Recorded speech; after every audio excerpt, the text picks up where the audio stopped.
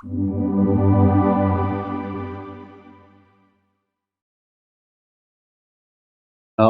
tassa bhagavato arahato sama sambuddhassa. Namo tassa bhagavato arahato sama sambuddhassa. Namo tassa bhagavato arahato sama sambuddhassa. Hiritasa appalambo satyasa pariwaranang damahang sarating brumi samadidi pure jawang. Kereta dhamma ini memiliki sandaran malu berbuat jahat, dengan penutup kereta berupa perhatian. Saya katakan, kusirnya adalah dhamma, dengan pandangan benar yang berjalan di depan. Yang saya hormati para rama-ramani, Bapak Ibu Saudara-saudari sekalian yang berbahagia, selamat pagi semuanya. Terpujilah Sang Buddha, Namo Buddhaya. Pagi hari ini merupakan kebahagiaan kita semua, karena kita mengisi hari Minggu ini dengan kebajikan, memberikan penghormatan kepada yang patut dihormati, Buddha, Dhamma, dan Sangha, dan juga bersama-sama kembali merenungkan Dhamma dengan mendengarkan pemaparan apa yang telah diajarkan oleh Sang Buddha. Salah satu, kalau kita kembali melihat sejarah kehidupan Sang Buddha, yang membuat Sang Buddha istimewa ketika beliau mengajarkan Dhamma adalah beliau mengajar Dhamma dengan berbagai macam cara, sehingga yang mendengarkan akan mengerti, mudah mengerti apa yang beliau sampaikan. Aneka pariyayana dhamma wuta bhagavata. Dhamma dibabarkan dengan berbagai macam cara oleh Sang Buddha. Dan salah satu cara yang sering beliau gunakan agar para siswa beliau bisa mengerti Dhamma dengan baik adalah dengan menggunakan perumpamaan atau dengan menggunakan analogi. Bahkan tidak hanya kepada manusia, terhadap para dewa pun yang sebenarnya secara intelektual, secara kematangan batin, terkadang jauh lebih matang, jauh lebih intelijen daripada manusia, tetapi terkadang Sang Buddha juga masih menggunakan perumpamaan. Karena dengan perumpamaan, ada orang-orang yang bijaksana yang akan mudah mengerti Dhamma. Dan salah satu perumpamaan yang beliau gunakan yang hari ini akan saya sampaikan adalah kereta Dhamma. Bahwa Sang Buddha mengajarkan Dhamma yang untuk dipraktikkan itu seperti seseorang yang menggunakan kereta. Bukan kereta biasa, tetapi kereta Dhamma. Kalau kita hidup menjalankan kehidupan sesuai dengan Dhamma, artinya kita sedang mengendarai kereta, namun adalah kereta Dhamma. Karena praktek Dhamma ini adalah sebenarnya perjalanan. Bahkan hal ini juga kalau kita bisa melihat setiap candi yang ada di Indonesia, tidak hanya candi Hindu tapi juga candi Buddhis, Anda pasti akan melihat ketika mau masuk ke candi, yang paling depan pasti ada dwarapala, penjaga pintu. Kemudian kanan kiri itu di dalam dwarapala itu biasanya kanan kiri itu ada seperti sayap, tembok pagar ketika kita naik ke candi. Dan dalam tembok pagar itu yang kanan kiri sebagai pagarnya jalan masuk ke candi, itu akan ada gambar yang di situ sebenarnya representasi dari tunggangan Dewa Waruna. Tunggangan ini adalah tunggangan yang bisa digunakan untuk di jalan darat maupun jalan laut. Dan kita masuk ke candi, nanti akan ada seperti gambar mulut dengan atasnya relief buta, seperti raksasa. Itu adalah Kala, atau juga disebut Rahu. Mengingatkan kita bahwa ketika kita masuk ke candi, kita itu seperti masuk ke dalam kereta. Kereta yang nantinya membawa kita ke dalam sebuah perjalanan. Tapi bukan perjalanan biasa, tapi perjalanan spiritual. Begitu masuk ke pintu gerbang, mulut candinya itu nanti akan ada Kala, itu mengingatkan kita bahwa kita itu, hidup kita itu dimakan oleh Kala, dimakan oleh waktu. Artinya cepat atau lambat kita harus mengalami kematian. Nah, sehingga begitu masuk ke candi, kita masuk ke sebuah kereta spiritual, kita diingatkan bahwa hidup kita itu terus dimakan oleh waktu. Maka sebelum kita meninggal, apa yang mesti kita lakukan? Banyak melakukan kebaikan. Maka masuk ke candi bukan kita hanya selfie-selfie. Kalau nggak paham kan, masuk ke candi kan selfie kan, terus masuk ke TikTok, masuk Instagram. Tapi sebenarnya kita masuk ke candi adalah untuk melakukan kebaikan. Apakah di sana bermeditasi, paling tidak melakukan puja, itu semua adalah kebaikan. Karena kita diingatkan bahwa yang nanti akan menolong kita ketika kematian terjadi, tidak lain adalah kebaikan kita. Nah, kereta Dhamma. Sang Buddha juga menyampaikan kereta Dhamma. Bahwa kita mempraktikkan Dhamma itu seperti kita menaiki kereta, yaitu kereta Dhamma. Disampaikan oleh beliau kepada sesosok dewa.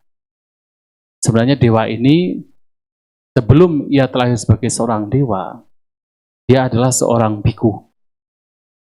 Mempraktikkan meditasi, karena begitu seriusnya sampai lupa makan. Ekstrim. Pada saat beliau duduk bermeditasi, ternyata karena badannya lemah, ia meninggal. Begitu meninggal, terlahir di alam Tawatingsa, sedang bersandar di pintu gerbang sebuah istana yang sangat besar. Tapi Bante ini yang terlahir di alam dewa tersebut tidak tahu kalau dirinya sudah meninggal. Jadi seperti ia baru bangun dari tidur. Sementara para bidadari, jadi di dalam istana itu banyak bidadari, tidak hanya puluhan, tapi ribuan. Jadi kalau bapak-bapak lahir di alam dewa, bidadarinya ribuan. Berpikir, wah ini pemilik istana ini sudah datang.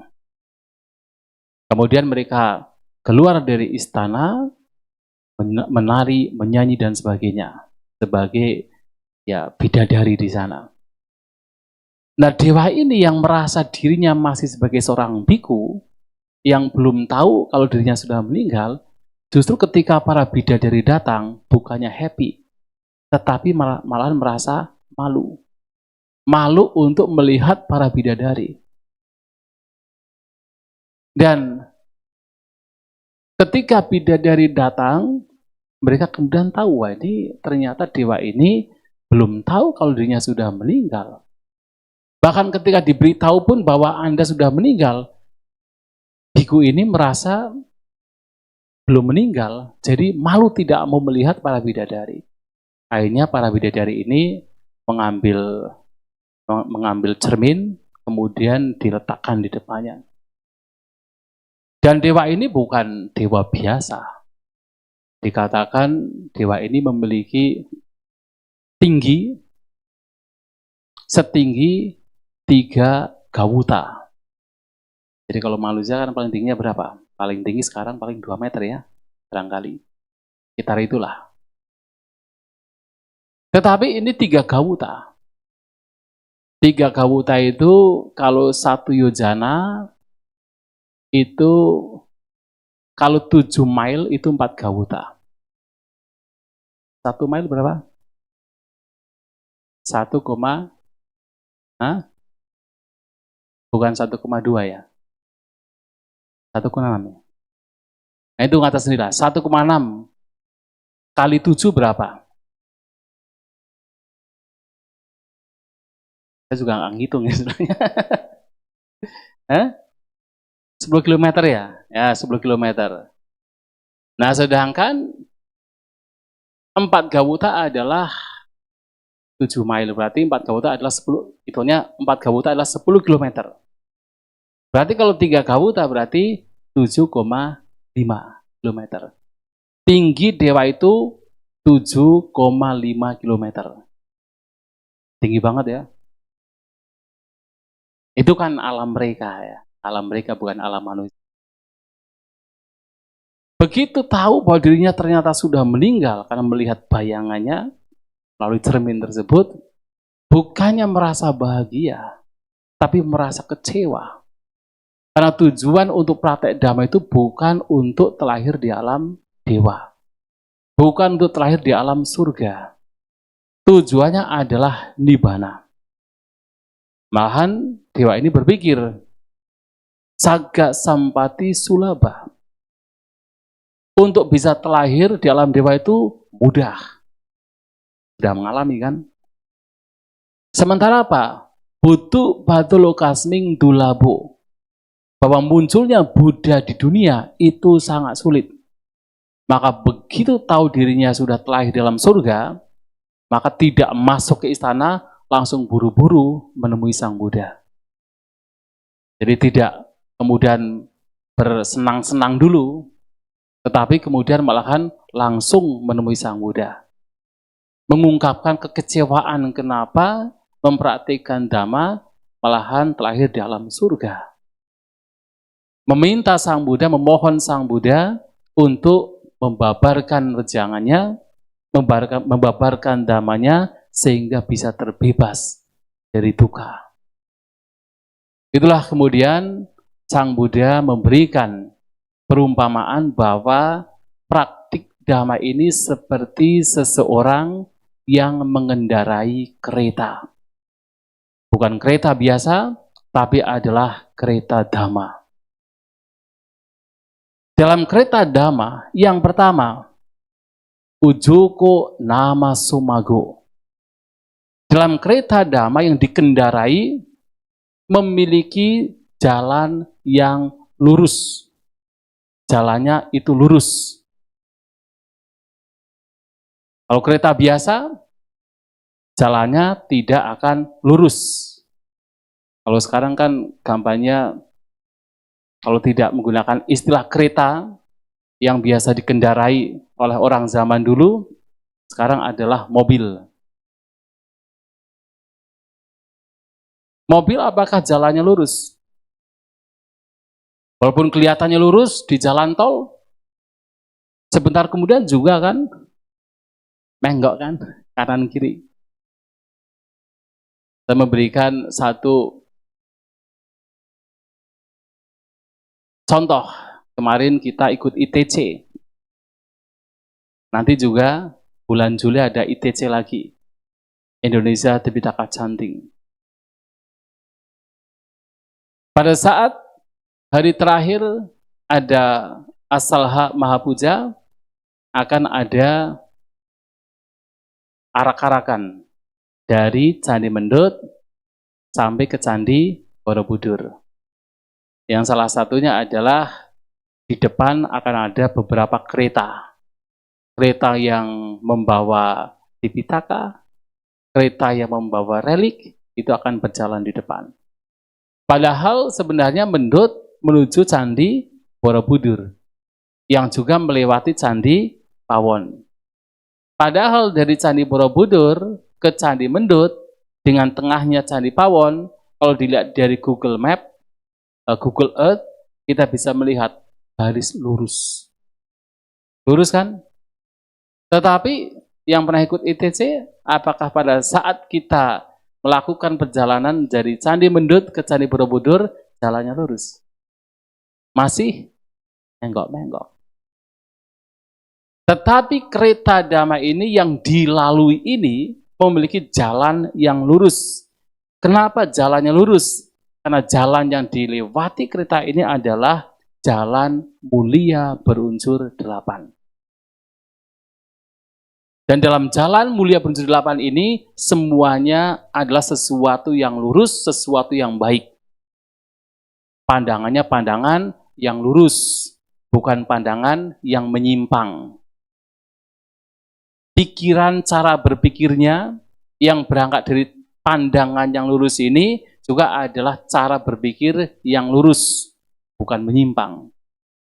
Sama sangkapa. Ucapannya, perbuatan jasmaninya, mata pencaharian yang digunakan itu juga adalah lurus, bukan menyimpang.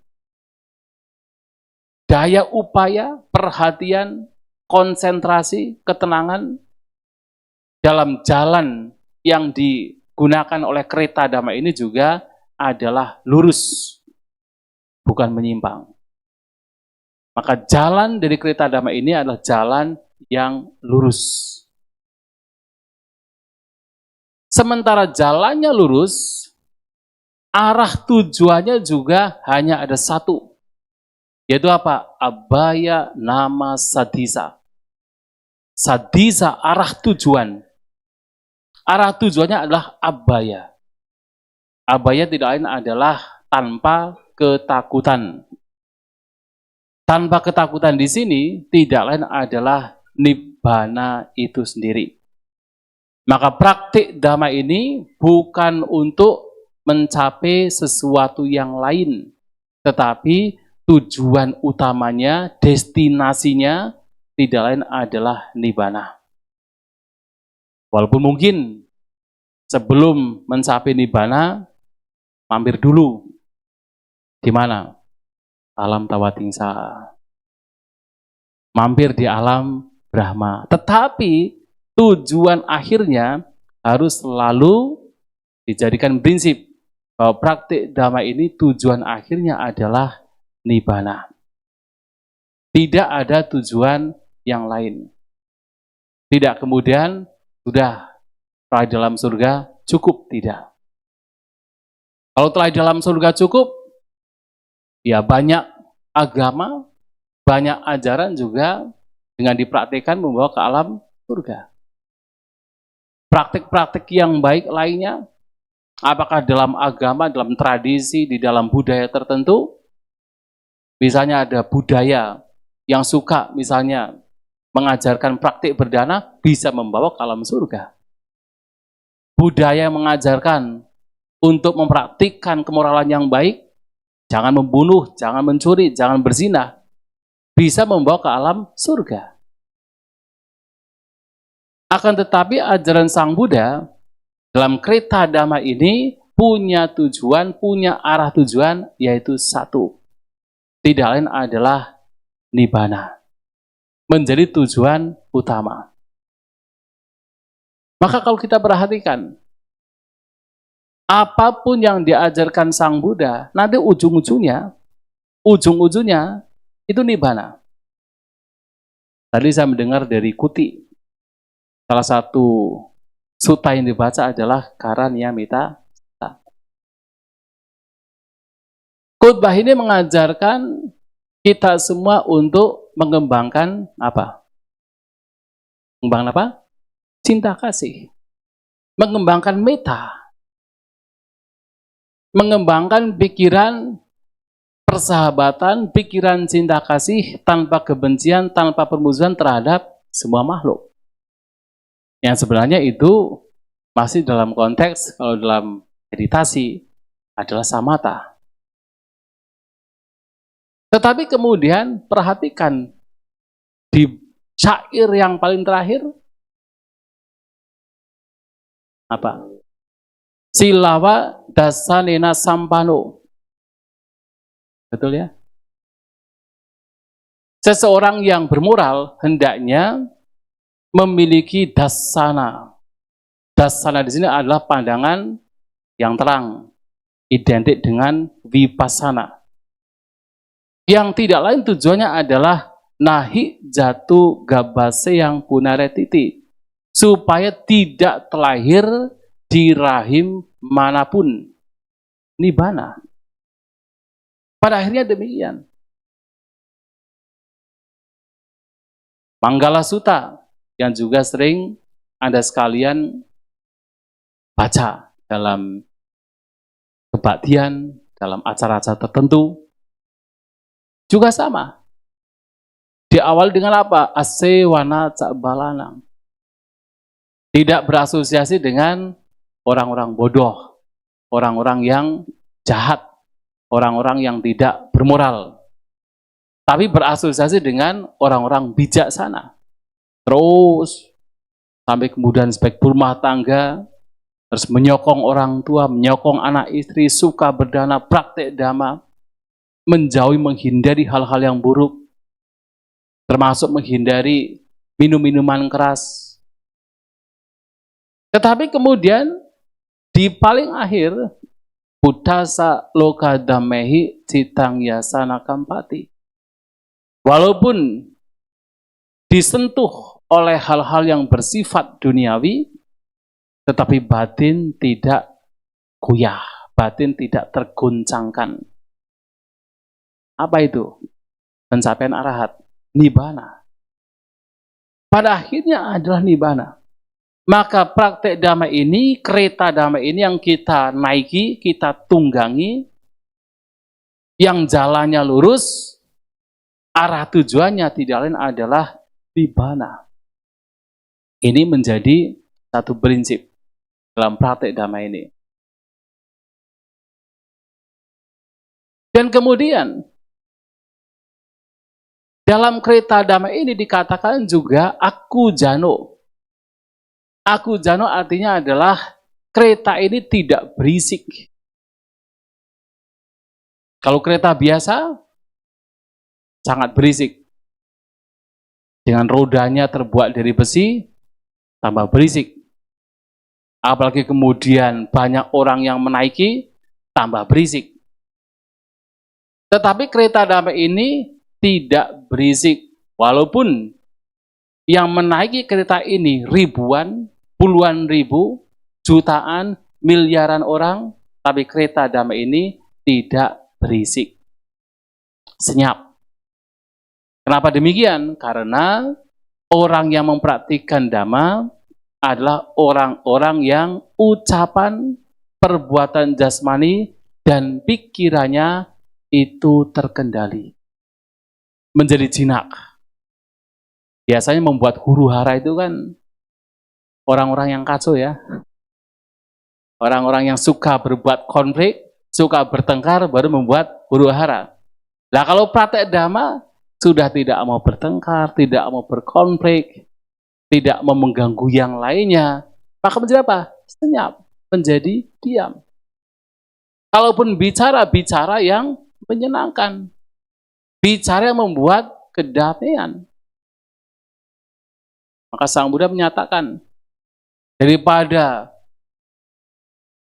berbicara 1000 syair, lebih baik 1 syair tapi membuat rasa damai. Itulah dhamma. Nah, dhamma ini membuat seseorang menjadi tenang, membuat lingkungan sekitar menjadi tenang, membuat bahkan dunia menjadi tenang. Kalau betul-betul dhamma itu dipraktikkan. Maka kereta dhamma ini adalah kereta yang tidak berisik. Membuat kedamaian, membuat ketenangan, karena orang yang praktik dhamma adalah orang yang terkendali baik ucapan, perbuatan jasmani, ataupun pikirannya. Benar istilah, tong kosong berburi nyaring. Kan begitu ya? Demikian pula kalau seseorang betul-betul mempraktikkan dhamma, ya tidak menjadi berisik. Artinya tidak membuat huru-hara yang tidak bermanfaat. Dan dalam kereta dhamma ini, Dhamma Cakehi Sangyuto, kereta dhamma ini juga dilengkapi dengan roda-roda dhamma. Dhamma Caka. Yang kemudian oleh para komentator atau para biku zaman kuno yang memberikan penjelasan lebih lanjut dalam kitab pengulas, yang dimaksud dengan roda-roda dhamma ini tidak lain adalah roda semangat. Artinya dalam praktek dhamma ini mesti dibekali, dilengkapi dengan semangat. Roda ini adalah yang terus menjalankan, ya kan, yang terus membawa seseorang itu dalam praktek dhamma, membawa seseorang untuk terus mempraktikkan dhamma. Roda kereta adalah yang terus membawa kereta itu berjalan menuju destinasi. Nah, roda semangat ini adalah yang terus membawa seseorang untuk terus praktek dhamma.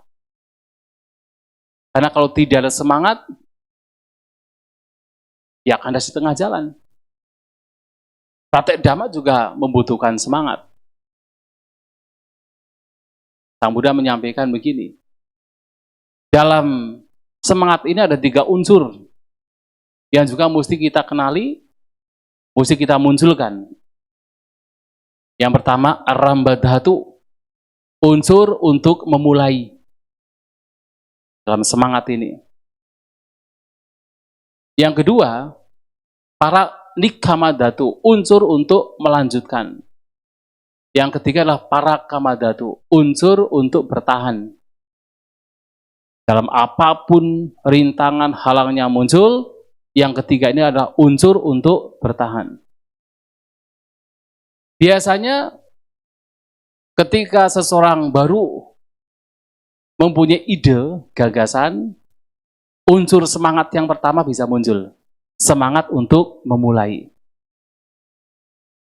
Di Doni punya ide. Nanti setiap minggu ada meditasi misalnya gitu ya.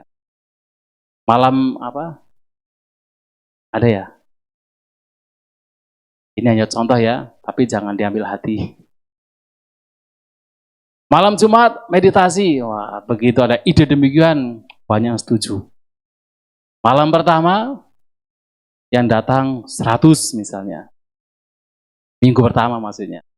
Yang datang 100. Semangat gitu kan, semangat untuk mulai.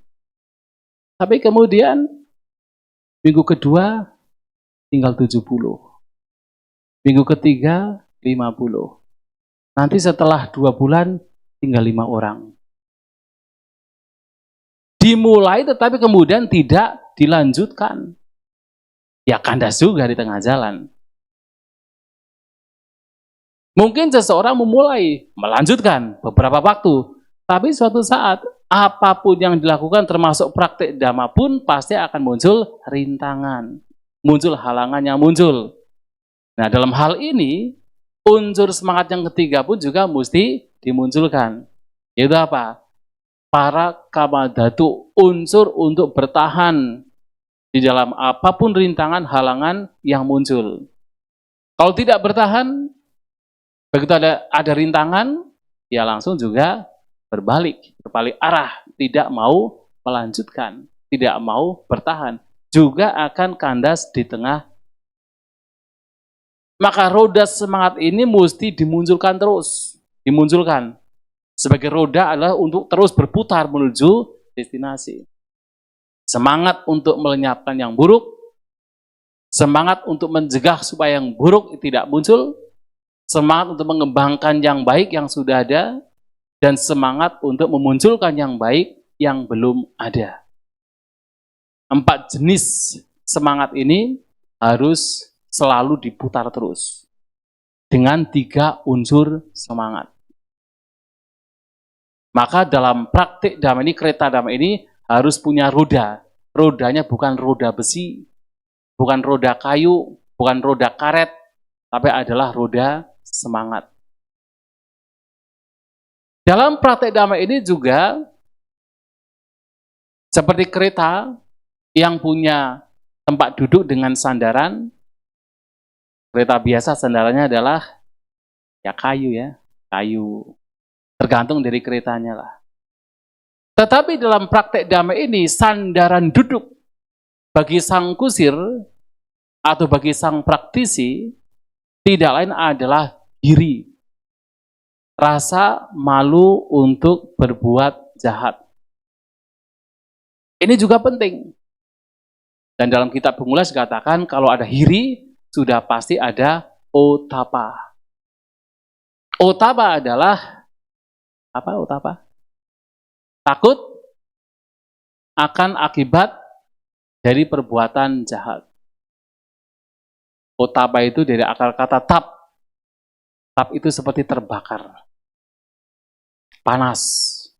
Artinya ketika seseorang merenungkan, orang yang paham dhamma, paham tentang hukum karma, begitu merenungkan bahwa kejahatan memberikan penderitaan, maka muncul rasa tidak nyaman. Tidak nyaman untuk melakukan kejahatan. Muncul rasa panas. Rasa tidak nyaman, rasa panas ketika kemudian kejahatan akan dilakukan. Sudah tidak nyaman duluan. Itulah otapa. Jadi tidak hanya sekedar takut ya, tapi ada rasa tidak nyaman yang muncul dari mana? Dari pemahaman dhamma. Hiri adalah malu. Merasa jijik, merasa muak untuk melakukan kejahatan. Dan ini penting sebagai sandarannya. Karena kalau tidak punya sandaran hiri dan otapa, oleng juga. Walaupun sudah paham dhamma, tetapi kalau tidak punya rasa malu berbuat jahat, tidak ada rasa tidak nyaman ketika merenungkan dampak dari perbuatan jahat dan masih melakukan kejahatan, oleng juga. Kalau tidak punya sandaran, keretanya bergerak cepat, gak ada sandaran, oleng juga kan. Maka hiri otapa ini penting sekali, bahkan dikatakan sebagai 2 penjaga dunia. Karena kan banyak juga kasus-kasus di mana mungkin orang tuh kelihatannya jaksana, gitu, tapi ternyata di balik itu tidak ada rasa malu, tidak ada rasa takut, oleng juga. Maka dalam dhamma ini, hiri otapa penting sebagai sandarannya. Dan dalam kereta dhamma ini juga ada penutup kereta supaya tidak kotor. Itu apa? Sati. Satyasa pariwaranang. Sati asa pariwaranang. Penutupnya adalah sati perhatian. Artinya apa? Setiap tindakan yang dilakukan, ucapan, perbuatan jasmani atau pikiran itu mesti disertakan di sana sati, perhatian untuk menjaga. Kalau seseorang punya sati, punya perhatian, apalagi juga disertai atau ia memiliki kebijaksanaan, maka orang demikian akan tahu apa yang terjadi pada dirinya. Ketika ada perhatian, dia mampu mendeteksi apa yang sedang terjadi pada batinnya. Ketika batinnya dikuasai oleh kotoran batin, dia tahu kotoran batin sedang menguasai. Mengetahui ini adalah kebijaksanaan tentunya. Karena kalau hanya sati saja nggak ada kebijaksanaan juga Sama saja. Betul ya? Orang punya perhatian, sadar dengan dirinya, tetapi nggak punya kebijaksanaan. Maka dalam meditasi Buddhis, saya sering menyampaikan bahwa dalam meditasi Buddhis itu tidak hanya sati. Sati memang salah satu faktor yang penting, tetapi kemudian harus ada kebijaksanaan, harus bijaksana. Kalau hanya sati saja, orang berbuat jahat juga punya sati. Pernah kan lihat orang mancing dengan apa? Bambu pancing.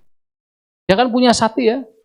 Sampai kemudian senarnya bergerak sedikit saja, langsung terasa kan. Kenapa? Karena sati, karena ada perhatian. Tapi apakah orang mancing itu adalah orang yang sedang mengembangkan batinnya? Malahan sedang melakukan keburukan. Karena tidak ada kebijaksanaan. Nah, kebijaksanaan penting. Dengan perhatian maka mampu mendeteksi apa yang sedang terjadi. Nah, kebijaksanaan akan bisa mengurai ini baik, ini buruk. Ini bermanfaat, ini tidak bermanfaat. Nah, selain kebijaksanaan, mesti juga harus ada tadi, yaitu roda semangat. Semangat untuk melenyapkan yang buruk, semangat untuk mengembangkan yang baik. Kalau hanya tahu saja, ini baik, ini buruk, nggak ada semangat, ya tetap saja yang baik tidak akan berkembang. Yang buruk malahan bisa bertambah. Kalau tidak ada semangat untuk melenyapkan yang buruk, mengembangkan yang baik. Maka sati, sampajana, ada juga wirya. Itu harus ada. Semangat harus ada. Nah, satya sapariwaranang.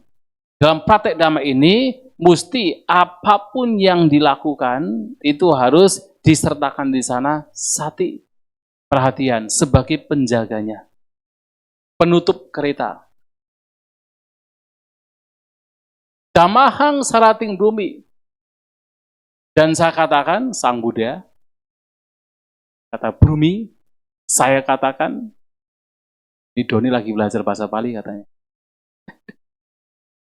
Paham ya brumi? Saya katakan, dhammahang, ahang brumi, saya katakan dhamma sarating, bahwa dhamma adalah kusirnya.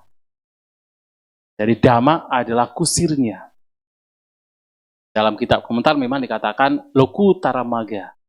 Jadi jalan, sang jalan yang sudah termasuk ke dalam lokutara cita. Jadi magga cita sebenarnya. Dengan sama didik yang berjalan, yang berlari di depan. Sama didik puri jawang. Dengan pandangan benar yang berlari di depan. Kira-kira dalam kereta yang berlari di depan itu apa? Hah? Apa? Main ke ITC ada kudanya enggak? Ada enggak kudanya? Enggak ada ya? Terus ada enggak yang berlari di depan? Ada enggak? Ada. Yang bawa galah itu. Jadi bawa galah supaya nanti kalau ada pohon-pohon yang cabangnya itu terlalu pendek itu dinaikkan gitu kan. Supaya nanti keretanya bisa jalan dengan aman. Nah, di sini juga sama. Diumpamakan dalam kitab komentar, ketika kereta kerajaan dengan rajanya yang berada di dalam dengan para menterinya di belakangnya akan melewati sebuah jalan, maka akan ada orang-orang yang mereka berjalan di depan, berlari di depan untuk membersihkan jalan. Supaya jalannya itu menjadi aman. Demikian pula dalam praktek dhamma ini, supaya jalannya menjadi aman, maka diawali dengan samadidi, dengan pandangan benar. Maka pandangan benar ini adalah sesuatu faktor dhamma yang sangat penting yang harus dimiliki oleh siapapun yang praktek dhamma supaya semua apapun yang dilakukan itu menjadi benar. Karena kalau pandangannya sudah salah, nanti cara berpikirnya menjadi salah. Arah tujuannya menjadi salah. Berucap, berbuat jasmani, semua menjadi salah. Ketika pandangannya itu salah. Maka dalam praktek dhamma ini, pandangan benar itu mesti menjadi yang pertama. Harus yang pertama. Harus menggali sebanyak mungkin, sedalam mungkin, berkenaan dengan dhamma, supaya pandangannya semakin lurus, pandangannya semakin benar. Maka dikatakan pula, kalau orang punya pandangan yang benar, maka cara berpikirnya juga menjadi benar. Jadi kalau seseorang punya samadhi, maka di sana akan muncul sama sangkapa. Kalau kemudian orang berpikirnya benar, maka ucapannya juga menjadi benar. Sama waca. Perbuatan jasmaninya juga menjadi benar. Sama kamanta. Kalau kemudian ucapan perbuatan jasmaninya yang benar, yang tentu, berangkat dari pandangan dan cara berpikir yang benar, semuanya benar, maka otomatis mata pencaharian juga menjadi benar. Karena mata pencaharian kan manifestasi dari apa? Ucapan dan perbuatan. Orang bekerja kan dari apa? Yang terlihat adalah ucapan dan perbuatan. Kalau itu benar, maka mata pencaharian juga menjadi benar. Dan kalau perbuatan jasmani, ucapan dan juga pikiran itu semua benar, itu diupayakan untuk senantiasa menjadi benar. Kalaupun ada yang buruk, berusaha untuk dilenyapkan, yang baik-baik yang ada itu dikembangkan, karena dengan prinsip pandangan yang benar, sehingga segala ucapan, perbuatan jasmani dan cara berpikir dibuat sedemikian rupa menjadi benar, itulah daya upaya yang benar. Sama wayama. Kalau mengupayakan setiap momennya untuk supaya cara berpikir, ucapan, dan juga perbuatan jasmani menjadi benar, dengan penuh perhatian diupayakan setiap momennya, itulah sama sati. Perhatian yang benar. Kalau dengan faktor-faktor ini, batin menjadi tenang, batin menjadi kokoh, batin menjadi terpusat, tidak berpencar. Itulah sama samadhi. Dan ini semua berangkat dari mana? Pandangan yang benar. Maka dalam Kreta Dhamma ini, samadhi puri jawang, bahwa pandangannya benar yang berlari di depan. Nah, kalau pandangan benar ini itu sudah dimiliki, maka nanti Kreta Dhamma ini akan mengikuti. Nah, sehingga kusirnya dikatakan sebagai Lokutara Magga. Kenapa? Kalau seseorang mempraktikkan Dhamma dengan samadhi, kalau dalam kitab pengulas dikatakan pandangan benar berkenaan dengan anicca, dukkha, anatta, maka hasilnya adalah magga cita, pencapaian magga. Destinasinya nanti tentu adalah nibbana, abhaya. Maka Kreta Dhamma ini pertama punya jalan yang lurus, jalan mulia berunsur 8. Yang kedua, tujuannya hanya satu, tidak lain adalah nibbana. Kreta Dhamma ini adalah kereta yang tidak berisi, karena apa? Membawa setiap orang yang mengendarai menjadi tenang, menjadi terkendali.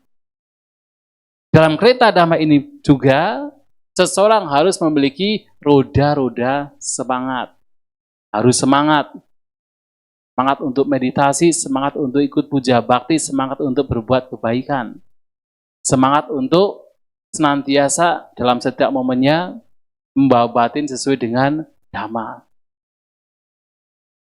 Dan ingat pula, dalam Kreta Dhamma ini juga harus punya sandaran. Yaitu apa? Malu berbuat jahat dan takut akan dampak dari perbuatan jahat. Dalam Kreta Dhamma ini juga kita harus apa? Melengkapinya dengan sati. dengan perhatian, menyertakan dalam setiap tindakannya dengan penuh perhatian, sati. Dan diawali dengan pandangan yang benar, sehingga pencapaian yang benar itu dapat tercapai. Inilah Kreta Dhamma yang disampaikan oleh Sang Buddha kepada sesosok dewa yang dulu adalah seorang Bante. Mendengar demikian, Bante ini memahami, kok Bante ya?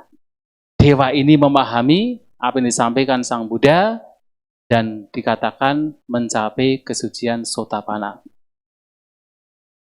Setelah itu bagaimana? Ya kembalilah ke istananya. Kembali ke istananya, kembali ke alam dewanya. Kan tidak mungkin toh, kemudian meninggal lagi, kemudian jadi biku lagi. Kembali ke alam dewanya, dan ya sudah aman karena mencapai kesucian Sotapanna.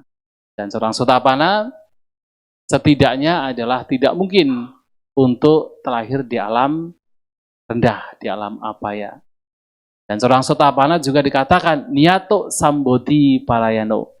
Sudah fix, sudah dipastikan akan mencapai sambodhi.